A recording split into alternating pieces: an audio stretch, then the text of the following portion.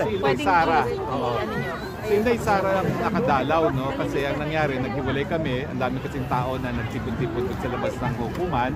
At ang nakiusap si Inday Sara na kung pwedeng maiwan ako para makabalik siya ng alas 5. Pero kinuwento naman niya sa akin na mabuti naman ang kanilang pag-uusap. Unang-una, ang namimiss talaga ni Presidente Duterte ay yung pagkain Pilipino. At nag-request siya ng medyas at saka ng sinyelas. At ang sinabi nga niya, yung mensahe niya ay kulang ang mga tao at lahat na mayroong panahon. No? There's a time for reckoning. No? Ang sabi niya. Kulang ang mga tao? Hindi. Ang sabi niya, cool lang ang mga tao. Alam ko kulang. Cool lang ang mga tao. May naon lang ang tao at there's a time for reckoning. No? At ang sabi nga niya, umuwi ka na kagad sa Pilipinas. Dapat di kayo nandun at nag-ganilipihan. Ang sabi niya kay Vice President? Umuwi na siya. Huwag na siyang nandito, sabi niya. Umuwi ka na ng Pilipinas. Okay, yun ang sabi niya. Pero, kumusta po yung kalusugan niya generally? Well, sabi naman ni BP Sara, tatay niya kasi hindi talaga napapatingin sa doktor, no? Pero mukha namang okay siya.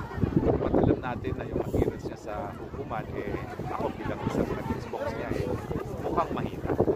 At napapansin ko rin yung pananalita niya, mukhang nagka-crack yung kanyang boses. No? At mukhang hard of hearing din dahil may ilang mga kakataon na pinag-retain pa niya. Sir, sino formally ang tatayo bilang mga legal counsel? Well, mag-aanunsyo na po ang grupo. No? Bukas po may magtutulong kami.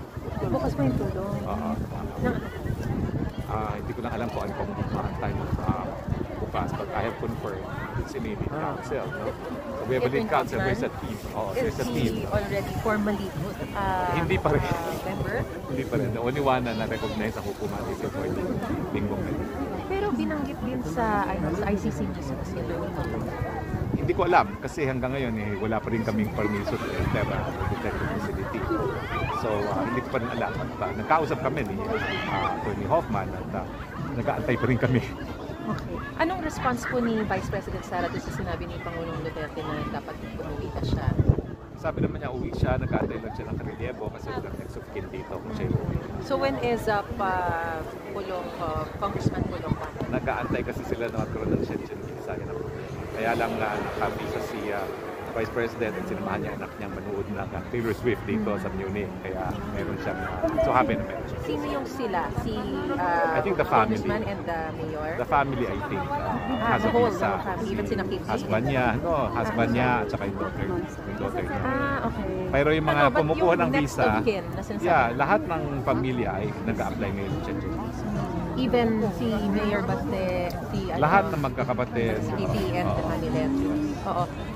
So in the meantime, na wala pa yung karelyebo, sino yung tatayong OIC ng Office of the Vice President? Well, wala namang OIC ng Office of the Vice President. No? So yun nga po. So okay. Wala namang ganun. No? Wala namang ganun. Because she functions as Vice President.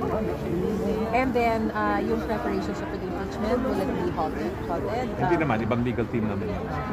Tapos, sir, ano na lang asahan natin sa inyong legal susunod? Ang masasabi ko lang po is, nakaplano na po lahat yan. In fact, ako naghahanda na kami ni VP Sara, isang taon nang nakakalipas. And everything that we expected to happen, in fact, happened. So, meron kaming contingency for everything that has happened. So, you were expecting this?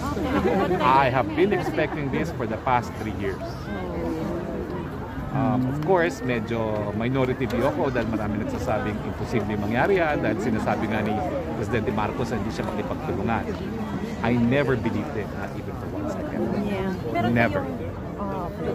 Meron kayong gusto nyo kumbaga, hindi nyo nahihintayin yung September 20? Well, I would rather na discuss muna kami as a team. I have to be a team player. But it's unacceptable to us. To me personally, because hindi pa kami nag-meeting as a legal team na mag-aantay na September 20. Well, magpapasalamat kami sa lahat ng ating mga kababayan sa suporta na binibigay nila kay Presidente Duterte. Yung po nagbigay ng lakas sa Presidente Duterte. Kanina we heard either you or si Senator Robin na nag-reply dun sa Vice President Sara Congressman? Yes, iniimbita namin ng lahat ng mga Pilipino sa Europa. Magkakaroon po ng malawakang pagtitipon ng mga Pilipino sa Europa para ipakita ang suporta ng President Duterte dahil ang birthday po ni PRRD is on March 28. Okay. You are set to visit We are set to visit. ngayon Well, sa penitentiary? I don't think they will allow us anymore. Late na. Nung nag-visit si VP Sara kahapon, it was 4 to 5. So I think visiting hours end at 5. No? Pero talagang definitely tomorrow. That's our Okay? Okay, bye-bye. Thank you, sir. Thank you, sir. Wala po tayo ng Thank you, sir. Sabi, no?